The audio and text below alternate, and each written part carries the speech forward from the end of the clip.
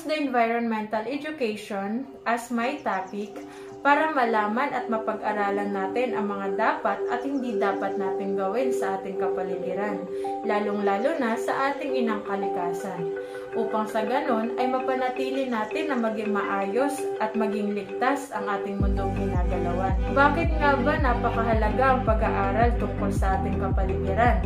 Bilang estudyante o mag-aaral, paano nga ba tayo makakatulong sa ating kapaligiran at inang kalikasan? May mga tinatawag tayong dapat gawin at dapat iwasan.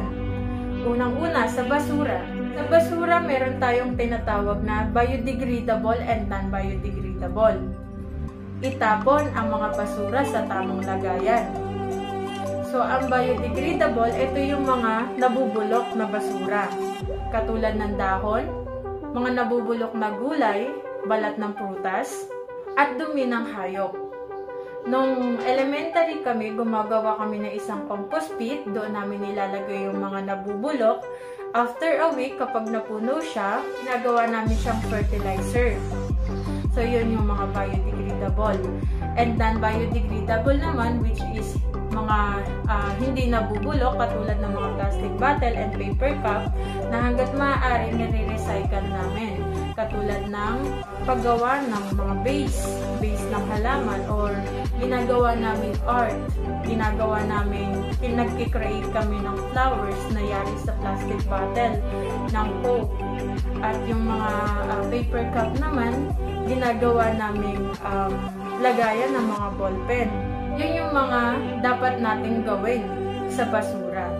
So, yung mga dapat namang iwasan or dapat natin iwasan naman pagdating sa basura is iwasan natin magtapon ng mga basura sa tabing ilog or ilog.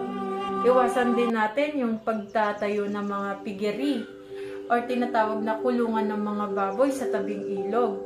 Kasi meron din naman tayong mga nabubuhay sa tubig, katulad ng mga isda. So, para maiwasan ang pagkalason ng mga isda at mapanatili maging malinis ang ilog, iwasan nating magtapon at magtayo ng mga pigarihan sa tabing ilog.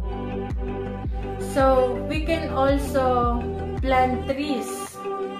Bakit nga ba napakahalaga ang pagtatanim ng mga puno sa ating paligid? Sa unang-una, ang mga puno ang siyang nagbibigay ng hangin sa atin, kung bakit maayos tayong nakakahinga.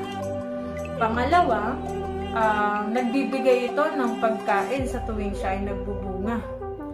Pangatlo, ang mga puno ang nagsisilbing tagapagligtas natin sa tuwing may mga landslide at baha. Pang-apat, nakakagawa tayo ng mga bagay katulad ng mga papel, furniture, mga gamit natin sa bahay katulad ng mga lamesa, bangkito, at iba pa. So, yun yung mga pangunahing dahilan kung bakit kailangan nating magtanim ng puno. And meron din naman tayong dapat iwasan. Iwasan natin yung pagmimina, pagtutruso, pag-uuling. Halos karamihan ginagawa yan sa kabundukan, sa kagubatan, madalas. And hindi na rin naman natin masisisi kung may mga taong hanap buhay nila is mag-uuling or magtutruso, kasi gaya ng sinabi ko, kailangan talaga din nating magputol ng puno para makagawa tayo ng papel, makagawa tayo ng lamesa, makagawa tayo ng bangkito. So, yun yung mga dahilan kung bakit hindi natin masisi yung ibang tao. As my experience po, yung tatay ko po is mag-uuling. Nag-uuling po siya, nagpuputol ng puno. Although hindi po siya nagpuputol ng as in yung punong-puno talaga. Nagpuputol po siya ng mga trunk or yung mga sanga-sanga lang. And ginagawa niya itong uling. So, pero kahit ganun po yung tatay ko, nagtatanim po siya sa area namin. So, kahit sa area po namin, meron pong permission or kailangan mo po ng permit para makapagputol ka ng puno. So, hindi basta-basta ganun nagpuputol yung tatay ko ng puno. So next po, bilang isang ICCTians, the world is changing. Masasabi mo talaga, malaki ang pinagbago ng ating kapaligiran. Simula pagkabata ka hanggang sa pagtanda mo, nakikita mo yung pagbabago. So bilang isang mag-aaral, lagi nating tinatanong sa ating sarili, what can we do to generate the world? Can we steal to save the Mother Earth?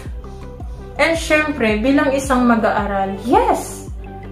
We choose yes, we can do. Kaya nga tayo may mga kamay, kaya tayo aaral para ma-develop natin kung ano yung mga pinag-aralan natin. We need to do is, first, we educate ourselves to support pro-educational advocacy. Second, we educate ourselves to reading books like environmental awareness and share it with others. And get yourself to cooperate. What will you do to contribute in our nature? So sabi nga nila, ang ating kapaligiran ay nakasalalay sa ating mga kamay. So hanggat maaari, we can create community service like Tupad, For Peace. Yan. Ang Tupad, naglilinis sila sa kalye, madaling araw pa lang. Ang For Peace naman, may mga samahan sila na every week naglilinis sila ng barangay or nagwawalis sila ng barangay. Next, hanggat maaari, avoid pollution. Kung alam mo naman na malapit lang yung pupuntahan mo, bakit ka pa magmumotor kung kaya mo namang lakarin? Ari, take care of plant. Kung alam mong, kung nakita mo na natabunan ng isang bagay ang halaman, the best way to do is planting trees. Sabi nga nila, planting trees will save us. So, kung walang mga puno, siguro baka hindi tayo nakakahinga ng maayos ngayon. So, and lagi tayo nagkakaroon ng dilubyo dito sa mundong ginagalawan natin kung walang mga puno. And that's all my report. Thank you.